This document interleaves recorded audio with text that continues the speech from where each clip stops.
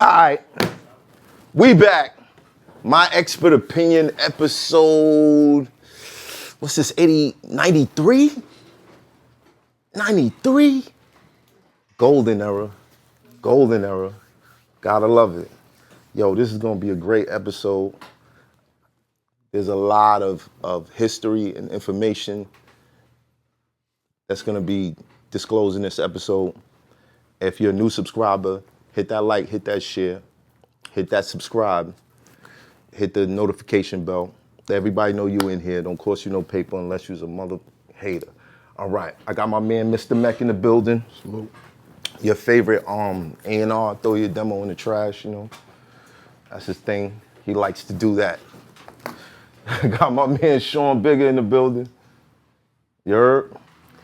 Family, Cousin Tone Cato in the building. Daz, what up? Hey. Got the whole squad. All right. What's going on? My man Sav. We ain't gonna get too personal on this one. Please. But this was almost my first manager. He ended up managing an artist who became great, young M.A. And now he's a black entrepreneur. And he's here to disclose the information he has on his business distributing cannabis. And we have a hip hop legend. Son. There be certain moments where I'm like, yo, like these guys, like they raised me. I grew up listening to their music. I still listen to their music. It's a testimony of greatness when you can still have an effect over so much time. The Mob, man. There's a lot of people that's looking at me right now and they're like, I understand, Hoffa. I understand. We got Havoc in the building. Thank you. How do we set this off? Appreciate that. How do we set this off? Why did you tell Kanye to eat a dick? Okay, all right. That's how my question is gonna be. Check You say it. nothing personal. Back then when that video came out of service or whatever it was, you know what I'm saying, I was backstage, bent, drinking, lit at a show, and I had on some designer clothes and shit. Yeah. And I was feeling myself because Right. everybody look at Kanye like say he be wearing the designer and all of that. Exactly. So it wasn't in a sense like saying fuck him or whatever. Yeah. But it was just me being lit, just being like, yeah, look at this D&G I got on, you know what I'm saying? Kanye, blah blah blah, whatever I said. But I feel myself, you know what I mean? But that's why sometimes you gotta. Cameras and liquor don't mix, Sometimes. Shit don't mix. Nori and myself would beg to differ. But, you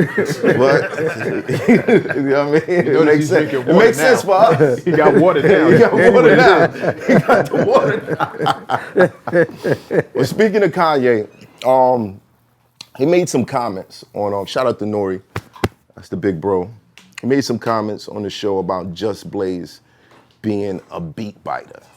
Called him a copycat. Being that you're a legendary producer yourself, how did you feel when you heard that?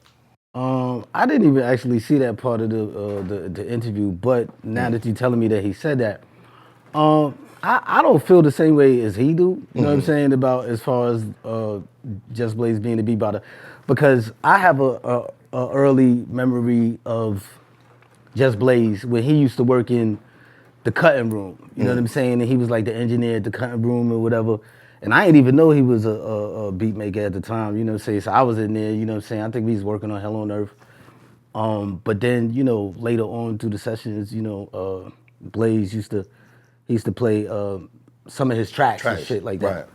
Right. And, I thought they was different at the time because this was like, me, I was heavy on the sample shit, but he was like using like the keyboard type of shit at the time. Right, you know what I breaking mean? it up. Yeah. It was more kind of keyboard sounded beats at this time. Oh, the beats that I synthesizer. heard from him. Right. You know what I'm saying, with the synthesizer. And that I was like, okay, you know what I'm saying, that shit is crazy. It wasn't what I really fucked with, but at that time, that's what started to emerge. You know what I mean? And you know, I respected him as a fellow producer, and then he came and you know he started fucking with the sample game, and everybody was fucking with the samples and chopping the samples up, and he did it to a high level. So I never thought that, I never looked at him as a beat-writer, you know what I mean? But you know, But you everybody kind of like- confirmed that he wasn't sampling. that he wasn't sampling. Right, that he wasn't sampling. I mean, and not at that time, like, you know what I'm saying? But for him to, if he transitioned to it, or maybe I just never heard his samples or whatever it is, Right. It's not a crime to transition to, or to pivot to something else. any other style. You know what I'm Right. saying? It just is what it is. That's hip hop. Hip hop could be, you know, the keyboard shit for a second, or it could be the samples, or it could be a mesh of both. You know what I Right. mean? So, you know, that's how. I look at it. What's your preference, of course? Oh, my preference is, you know, I fuck with the samples all day. You know Right. what I'm saying? That's just, you know, some people condemn it, but it's an art form to it. You know what I mean? Like, you know, a lot of times I don't just blatantly sample some shit. You know what I'm saying? I might slow the shit all the way down, and you never even know where the it fuck came the from. shit came from. So, you know, that's my approach. Or sometimes I might sample it blatantly and chop it up a little different. You know, Right. You know, I fuck with it, but you know, everybody got their own different shit.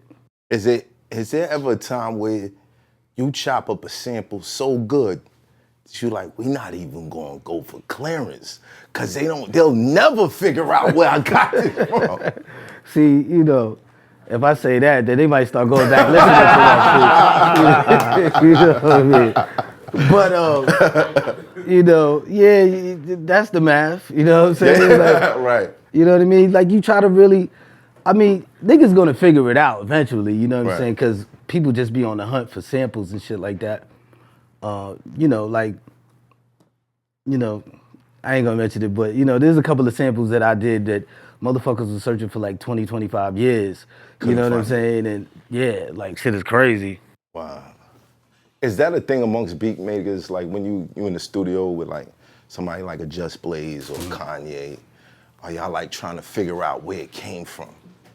I mean, I think we all trying to like figure out where we got what from, you know what I mean? Cause I know sometimes when I be digging, I'm like, motherfucker, I'm like this, you know, I'll come across a sample that's, you know, just used, and I'm like, damn, like if I would have found this 10 years earlier, like, you know what I'm saying? But so we always, I you know, from my perspective, I'm always trying to figure out where niggas got their shit from. So I'm sure they doing the same. Right. Is it tougher now that, you know, albums used to come with the inserts? You can open it up, you can see who helped write the record, who produced the record, where the sample came from, there was rights and all that.